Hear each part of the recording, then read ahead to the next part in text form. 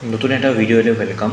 এই daily learning হাৰ্বত আজি আমি ক'ম কি চেপ্টাৰৰ পৰা কিমান কুৱেশ্যন আহে, কোনটো চেপ্টাৰ এৰিব, কোনটো চেপ্টাৰ পঢ়িব আৰু কিমান কাট অফ যাব আৰু কেনেকৈ কি প্ৰিপেয়াৰ কৰোঁ অভাৰঅল ডিছকাছ কৰিম। মই এডিআৰি 2ত এইবাৰ এডিআৰি 2ত মোৰ কোৱালিফিকেশ্যন এডিআৰি 2 এবাৰ ক্ৰেক কৰা ফাৰ্ষ্ট এটেম্প হয় মোৰ, আৰু লগতে CGL, CHSL, ৰেলৱে, NTPC এইবোৰ বহুতবাৰ মেইনছ দিছোঁ। ঠিক আছে, আজি ষ্ট্ৰেটাৰ্জি কোনটো পঢ়িব আৰু কোনটো এৰিব এইটোকে ক'ম, আৰু কাট অফো ডিছকাছ কৰিম। আমি কাট অফ এইটো বহুত ষ্টুডেণ্ট ইম্পৰ্টেণ্ট কথা হ'ল, এতিয়া মেইন টাইম ফাৰ্ষ্টত কি দিব, মেথছ, ৰিজনিং, ইংলিছ। যদি আপুনি ভাবিছে কি জিকে নপঢ়িম নেকি, অফক'ৰ্ছ জিকে লাগিব, কিন্তু মোৰ কথাটো কি ক'ম মই সেইটো শুনি লওঁ। এই মেথছ, ৰিজনিং আৰু ইংলিছ এইকেইটা কেতিয়াও চেঞ্জ নহয়। জিকে আপুনি যিমানেই ভাল প্ৰিপেয়াৰ কৰে, হাৰ্ড হৈ গ'লে আপোনাৰ পাৰিব পাৰে, পাৰিবও নোৱাৰে, বহুত ৰিস্ক ফেক্টৰ থাকে জিকেত। ঠিক আছে, ৰিস্ক থাকে, কিন্তু এইবোৰ যদি আপুনি চিলেবাছ কৰিলে, কমপ্লিট কৰিলে, পূৰা ভালকৈ পঢ়িলে, এইবোৰ বহুত ভাল মাৰ্কছ দি যাব আপোনাক। আৰু জানে ইংলিছত 2 মাৰ্ককেও আহে এটা ছেকশ্যন। ঠিক আছে, যেনেকৈ পেছেজ এইবিলাক আৰু কিবা কিবি। ঠিক আছে, এইকেইটা আগত ষ্ট্ৰং কৰক ফাৰ্ষ্ট। মই কোৱা নাই যে জিকে নপঢ়িব, জিকে পঢ়ক, জিকে কম টাইম দিয়ক। বৰ্তমান 1 আৱাৰকৈ দিয়ক, পঢ়ি থাকক, এতিয়া এক্সাম অহা নাই। কিন্তু এইটো ৰিজনিং ইজি হয়, পাৰি যাব, বেছি টাইম দিব নালাগে। হাফ আৱাৰ ষ্টাৰ্টিঙত যদি বেছ ক্লিয়াৰ আছে, হাফ আৱাৰ দিলেই হ'ল। ইংলিছক দিয়ক, ইংলিছৰ ভোকেব পঢ়ক, ভোকেব ইম্পৰ্টেণ্ট, ভোকেব আহেই, আগৰ পৰা আহিছিলে। হোমনিয়ম পঢ়ক, আগৰ পৰা আহিছিলে। মই ক'ম এইটো লাষ্টত চিলেবাছ দি আহিছোঁ।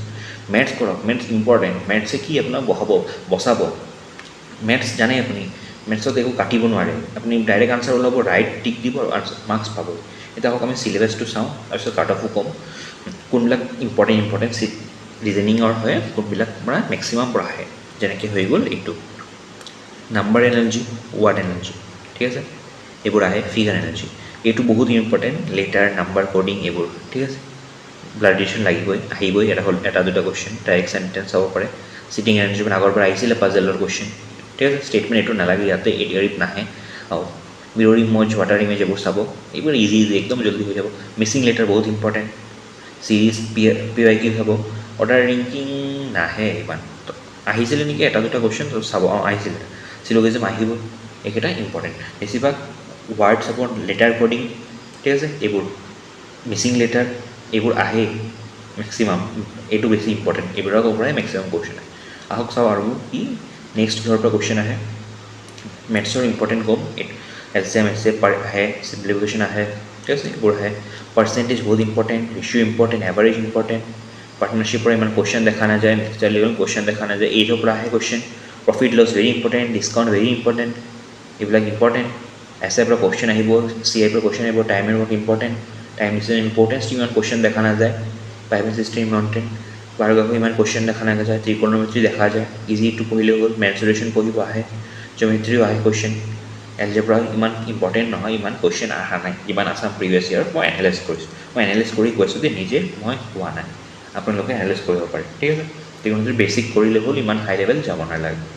ঠিক আছে, মেনচুৰেশ্যনো বেছিক লেভেল কৰিলেই হ'ল। ঠিক আছে, আকৌ আহক নেক্সটটো চাওঁ, কিহৰ পৰা ক'ত কুৱেশ্যন আহে। ইংলিছ এইটো চিনোনিম, এণ্টনিম লাগিব। 1 ward substitution, idiom phrase, spelling এইবোৰ ইমান দেখা যোৱা নাই আছামত। ঠিক আছে, হোমনিয়মছ আগৰ পৰা আহিছিলে। ঠিক আছে, পেছেজ লাগিব, এইবোৰ ৰিডিং কম্প্ৰিহেনশ্যন ইম্পৰ্টেণ্ট, 2 মাৰ্কছ আছিলে। গ্ৰামাৰ চাব, গ্ৰামাৰটো ইমান অহা নাছিলে, কিন্তু তথাপিও গ্ৰামাৰ বহুত বস্তুত ইউজ হয়। ঠিক আছে, এইটো ইৰৰ এইবিলাক SSCত আহে, আমাৰ আছামত এক্সামত অহা নাই। ফিল্ডামেণ্টছ অলপ চাব। ঠিক আছে, চেণ্টেঞ্চ ইম্প্ৰুভমেণ্ট চাব পাৰে। এইবিলাক অভাৰঅল ইংলিছ কৰিলেই আহি যাব। ঠিক আছে, এইবিলাক SSC কেতিয়াবা মক দিব। SSC হয়, টেক্সট বুকত মক থাকে, কিন্তু ফ্ৰীও থাকে, এইবোৰ দিব। বা টেলিগ্ৰাম জইন কৰিলেও দিব, এইবোৰ ক্লিয়াৰ হৈ যাব। এটা দুটা মাজে মাজে দি থাকিলে, চিনোনিম এণ্টনিম পঢ়ি থাকিব লাগিব। ঠিক আছে, নেক্সট আহক মেইন আমাৰ জিকে। মেইন নহয়, কিন্তু য'ৰ পৰা বহুত ৰিস্কি হয়। আছাম জিকে আহে, কিন্তু ইমান এনি টাইম আছাম জিকে পঢ়ি নাথাকিব, ইমানো কুৱেশ্যন দেখা নাযায়। মেক্সিমাম ইণ্ডিয়ান জিকে আহে। ইকনমি ইমান ইম্পৰ্টেঞ্চ দিব নালাগে। পলিটি বহুত ইম্পৰ্টেণ্ট হয়, জিঅ'গ্ৰাফী ইম্পৰ্টেণ্ট হয়, হিষ্ট্ৰী ইম্পৰ্টেণ্ট হয়, ছায়েন্স ইমান ইম্পৰ্টেঞ্চ দিব নালাগে, এনভাইৰনমেণ্ট ইম্পৰ্টেঞ্চ দিব নালাগে। এইটো আহি আছোঁ পিছত ষ্টেটিক জিকে দিব, ষ্টেটিক জিকৰ পৰা বহুত কুৱেশ্যন আহে, ঠিক আছে। কম্পিউটাৰ পিছত পঢ়িব। ষ্টেটিক এতিয়া মই কাৰেণ্টৰ ক'ম, বহুত ষ্টুডেণ্টে এতিয়াৰ পৰাই কাৰেণ্ট পঢ়া ষ্টাৰ্ট দিছে, কিন্তু কাৰেণ্ট কি কাৰেণ্ট বহুত ফাষ্ট চিলেবাছ, এতিয়াৰ পৰা নপঢ়িব। আগতে কি কৰক, ইংলিছ ঠিক কৰক, ৰিজনিং ঠিক কৰক, জিকে ঠিক কৰক, তাৰপিছত হৈ গ'লে এইবিলাক টপিক পঢ়ক। এইবিলাক টপিক কেতিয়াও চেঞ্জ নহয়, কিন্তু কি কাৰেণ্ট এফেয়াৰ চেঞ্জ হৈ থাকে। এইবিলাক চব হৈ গ'লে লাষ্টত কাৰেণ্ট এফেয়াৰ ধৰক। আগৰবাৰতো কিমান কুৱেশ্যন আহিছিলে, 4-5টা বেছি হ'লে। তেতিয়াহ'লে আগত মেইন চেপ্টাৰবোৰ পঢ়ক, এইটো ষ্ট্ৰেটেজি। তাৰপিছত মই আহক আৰু এটা ক'ম, ফাৰ্ষ্ট টাইমিংটো কৰিলোঁ মই। প্ৰথম এতিয়া মই ক'ম জিকেত অলপ পঢ়ক, এক্সাম আহিলে বহাব 30 মিনিট to 1 hour পঢ়ক।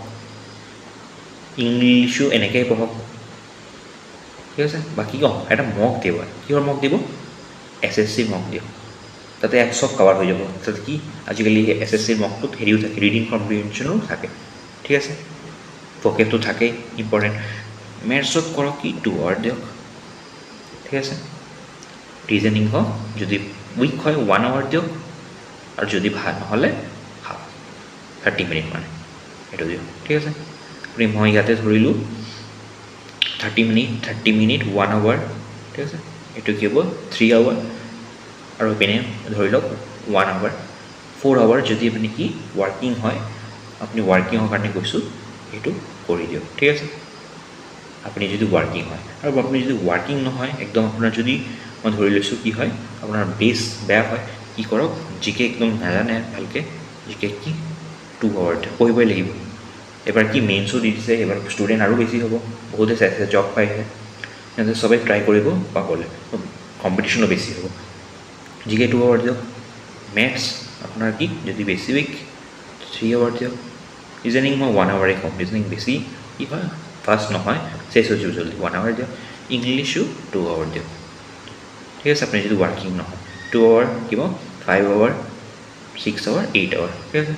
বাৰু অলপ মেনেজ কৰি ক'ৰবাত কমাই পঢ়ি ল'ব, নহ'লে ইয়াতে 1.5 কৰি দিয়ক, 2.5 কৰি দিয়ক, ঠিক আছে।